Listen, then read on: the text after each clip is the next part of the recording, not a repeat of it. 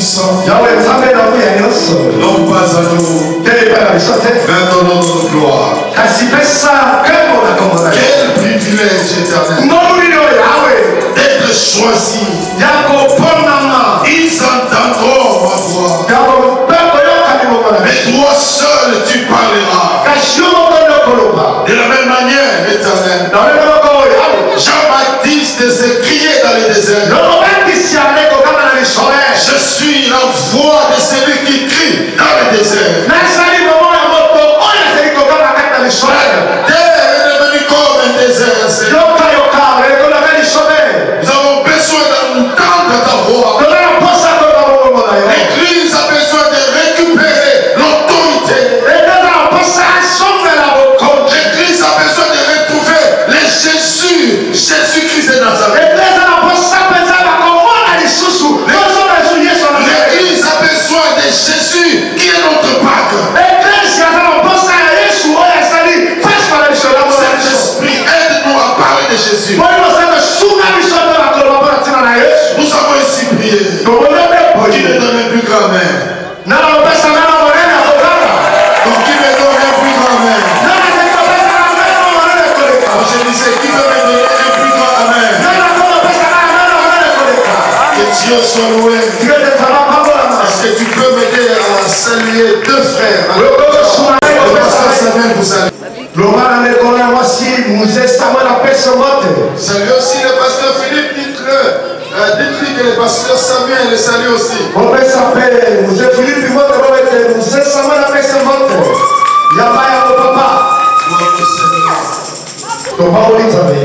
le musée Richard, qui a porté encore une confiance en notre personne, pour nous donner la chair, afin de partager la parole de Dieu. Merci aussi à Maman Chantal, Mosé Philippe,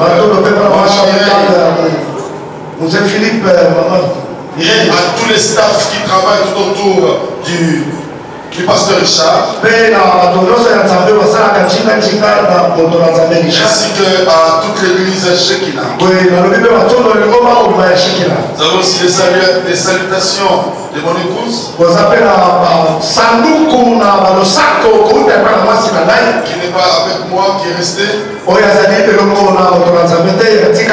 Des salutations aussi de l'église de Birmingham.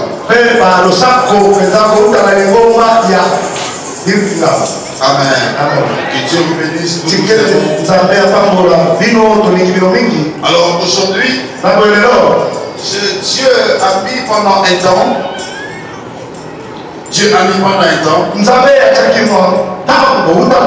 Un fardeau dans mon cœur par rapport à la personne de Jésus. Et par rapport à l'église, il y a deux facteurs que Dieu a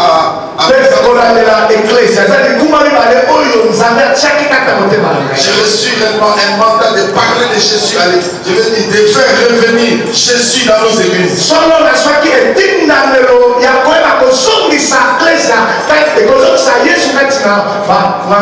Parce qu'il y a des gens qui célèbrent la Pâque, mais Jésus n'est même pas dans la Pâque.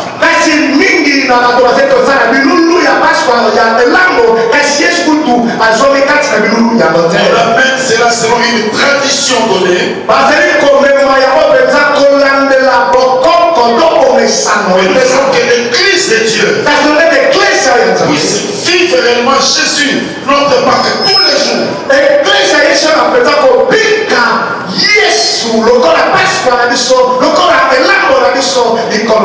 Que les gens aient la compréhension de qui est Jésus pour eux. La révélation de la personne de Jésus transforme notre existence.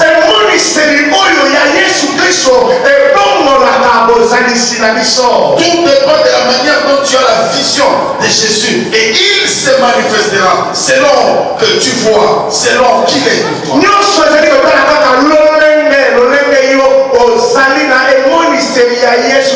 Pourquoi la Bible dit, parmi les fils de l'homme, il n'y a pas un plus grand que Jean-Baptiste. Mais lui vient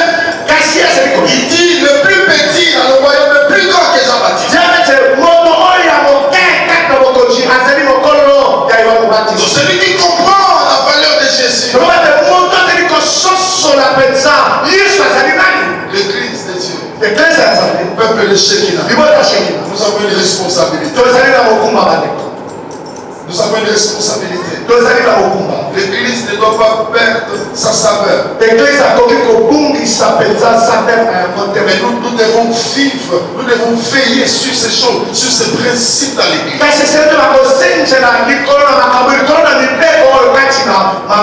C'est pourquoi j'ai un terme un peu bizarre. Peut-être que tu ne vas pas aimer, mais je sais qu'avec la chose, tu vas aimer. Aujourd'hui, je veux qu'on partage dans les livres de 1 Timothée chapitre 4.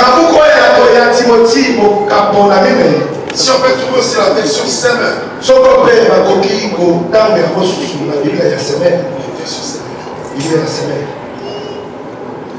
On lit la version Louis II, c'est lui qui a la version Semeur.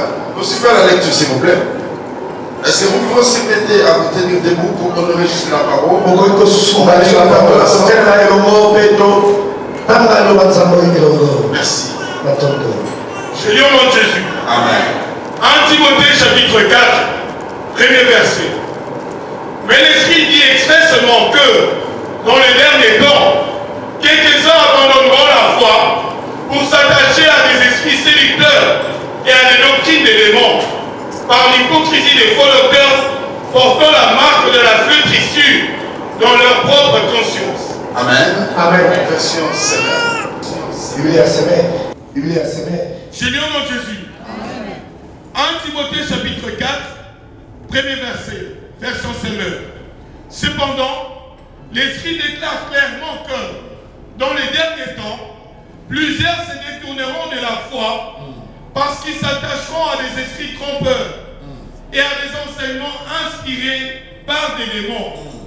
Ils seront séduits par l'hypocrisie des prédicateurs de mensonges dont la conscience est comme marquée au fer rouge.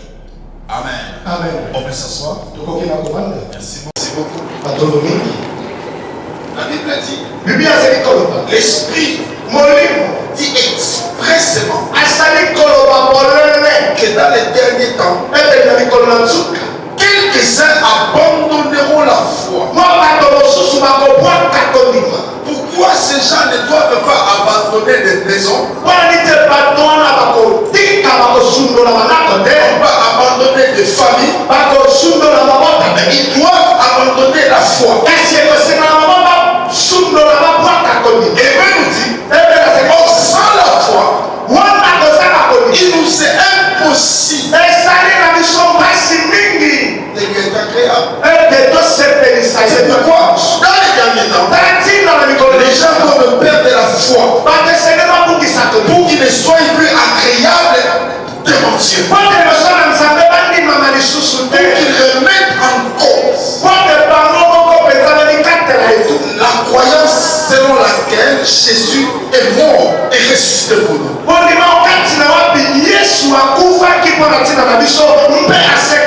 Et ça ne serait pas un secret pour vous. Et voir que nous sommes réellement dans ces temps. La Bible dit, on parlera de plus de guerre. Il y a la famine partout. Les gens montrent seulement la famine en Afrique. Mais si vous allez à Détroit, aux États-Unis, vous allez voir combien. J'ai jamais de faire aussi. Tous les jours on tue. Tous les jours à la télé on tue. Pendant que nous on grandissait, on ne voyait pas le sang. À tout moment à la télé. Mais nos enfants voient qu'ils sont pas. Tu ne sais plus regarder la télé, suivre la télé avec les enfants parce que même aux infos, on montre tout.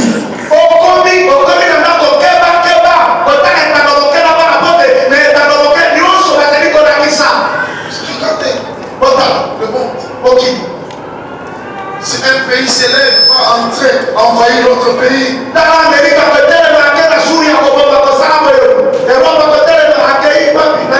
On ne sait pas. Et nous qui sommes prudents, comprenons quel est l'état actuel.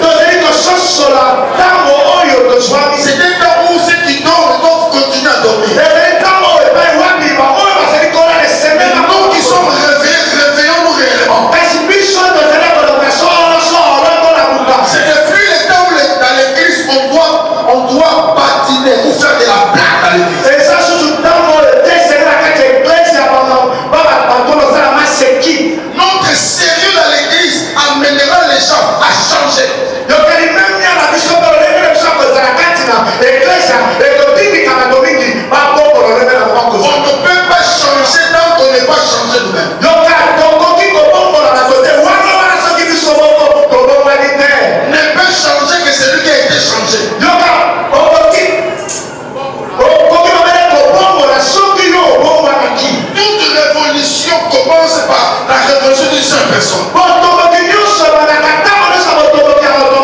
Si tu veux opérer un changement, décide-toi à changer d'abord toi-même. C'est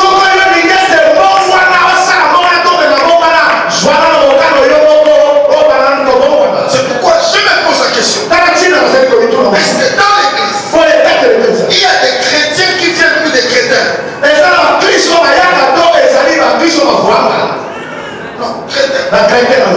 Qui viennent à l'église? Nous ne venons pas à l'église pour plaire à quelqu'un. Nous venons à l'église pour recevoir la semence de la révolution pour réformer le monde. C'est pourquoi moi je me suis levé, j'ai pris la décision de parler contre tout, parce qu'un royaume qui est divisé ne peut pas subsister. Je parle contre les pasteurs de Facebook, des pasteurs de YouTube, des pasteurs de Skype qui n'ont pas d'église, qui n'ont pas de fardeau des âmes.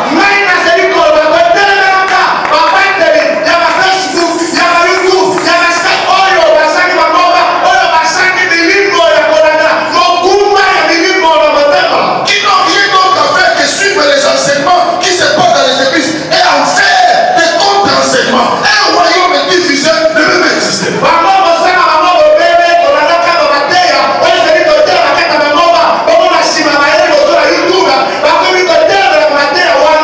Quand on parle sur la repentance, regardez sur YouTube, 20 viewers.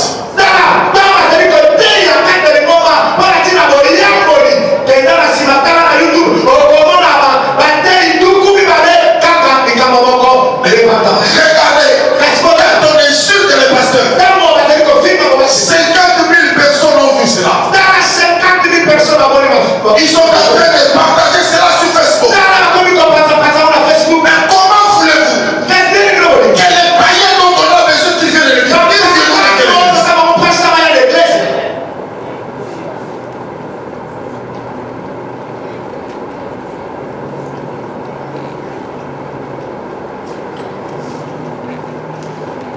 je pleure dans mon cœur l'état de l'église. Je pleure dans mon cœur. Des fois, ce qui se passe dans nos églises.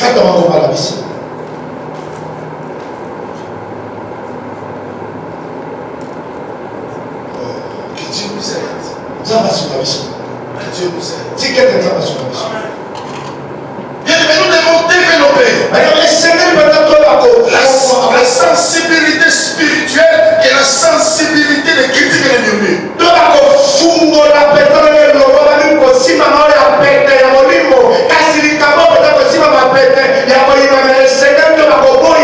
Les gens ne sont plus sensibles à ce qui est spirituel. Ils sont sensibles à ce qui est de futilité. Là, on va parler de moi. Là, on va prêcher de moi. Je quitte l'église. N'importe quoi.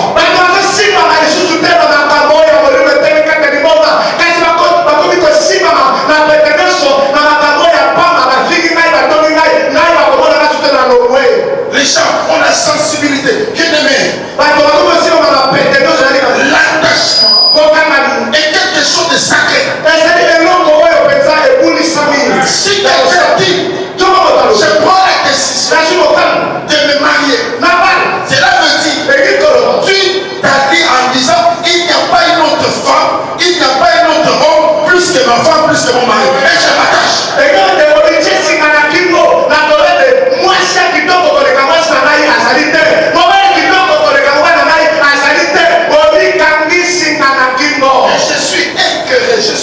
Je ne sais pas, moi je suis, mon cœur est frustré, je suis froissé au-dedans de moi. Des fois, combien de gens quittent facilement le mariage.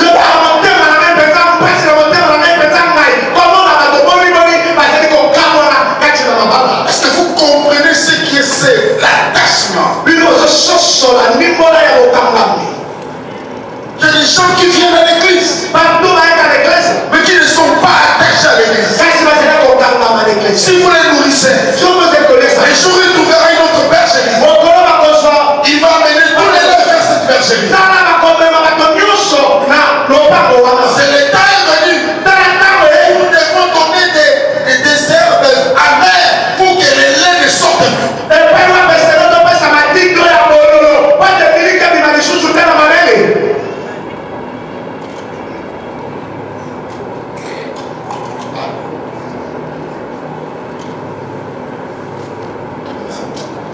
l'église. Excusez-moi, je parle de quelque chose qui est fort dans mon cœur. C'est pourquoi la Bible dit l'Esprit dit expressement que dans les derniers temps, quelques-uns commencent à abandonner la foi. Nous avons vu des prédicateurs. On était à Kinshasa, ils faisaient du bruit.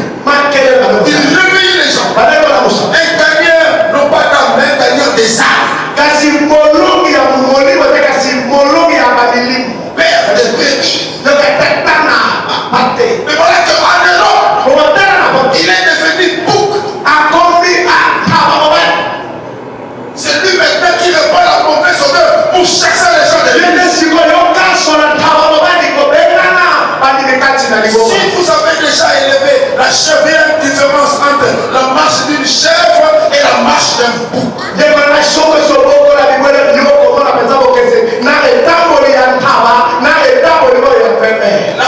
La chèvre marche dans l'innocence.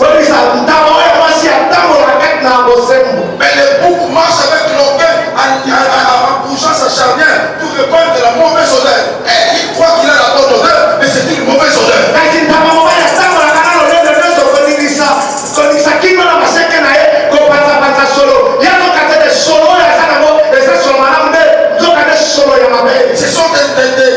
C'est la typologie des gens que nous retrouvons à l'église qui sont émus d'eux-mêmes, qui croient avoir Dieu comme ils marchent avec Dieu, et pourtant ils marchent pour distiller la mauvaise odeur du diable.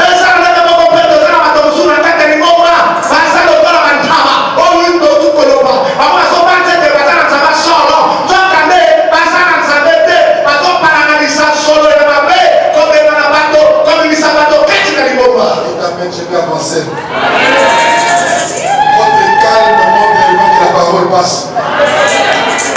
Je sais, quand il y a des lieux quand tu pars, tu te prépares que c'est une bonne église, tu dois parler des paroles bonnes. Comme chez Mina. Est-ce qu'on peut avancer? Ça c'était le training. Oui, c'est là qui ma préparation communiquée. Pour entrer dans notre message. Le message qui n'est pas trop élevé, même si vous mettez sur YouTube, il y aura que 10 personnes. Mais je crois que c'est un message du temps. Je vais parler sur les caractéristiques d'une église qui tue les brebis.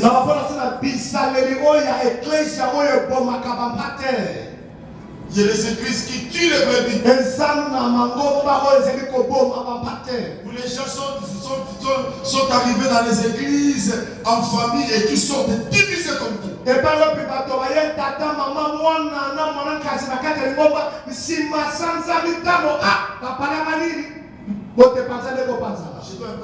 dois un peu descendre vers un moment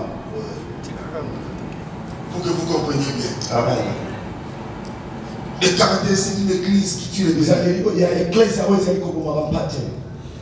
Alors, la église, l'Esprit dit expressement dans les derniers temps, quelques-uns abandonneront la foi pour s'attacher à des esprits séducteurs et à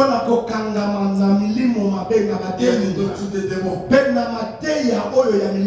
Les démons entendent que Dieu existe et ils tremblent point bas. Ce sont des gens qui sont à l'église qui entendent que Jésus revient après étant en sortant ici. Tout revient, il monte. Alors,